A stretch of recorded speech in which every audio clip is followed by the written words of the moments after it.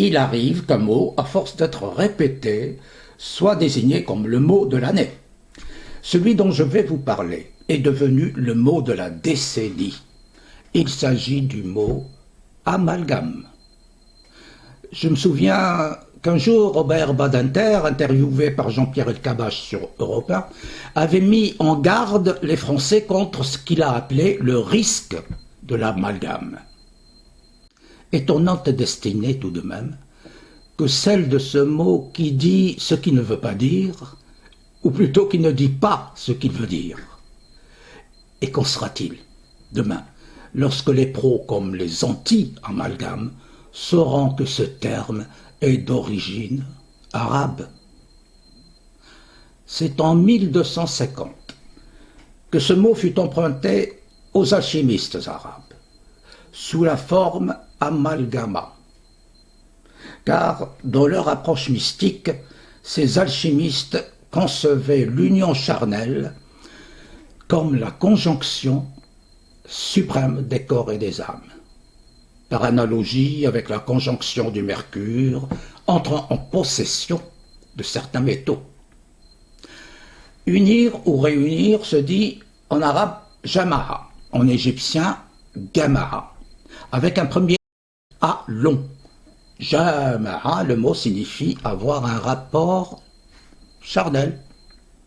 L'acte lui-même se dit amal el-jima', ce qui signifie œuvre de l'union charnelle. Et c'est cette locution qui, par contraction, est à l'origine de notre fameux amalgame. Étonnant, non?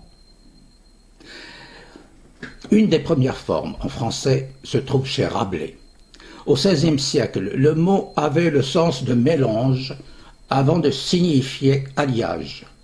Et Voltaire, dans une de ses lettres, de se faire lexicologue des Lumières.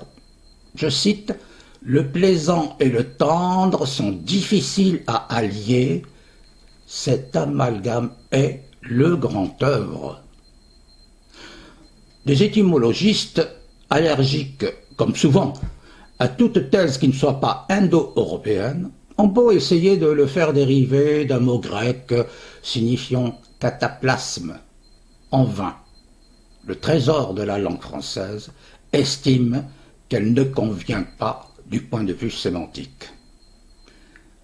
Le grand étymologiste du XIXe siècle, Marcel de Vic, à qui l'on doit un précieux dictionnaire étymologique de tous les mots français d'origine orientale, hébreu, turc, persan, arabe, évoque un traité latin imité de l'arabe, de matrimonio et conjunction, où l'on apprend que le mercure étant assimilé au mari, l'argent à la femme, l'amalgame se célèbre comme un hymne à la fusion des corps. Reste une question.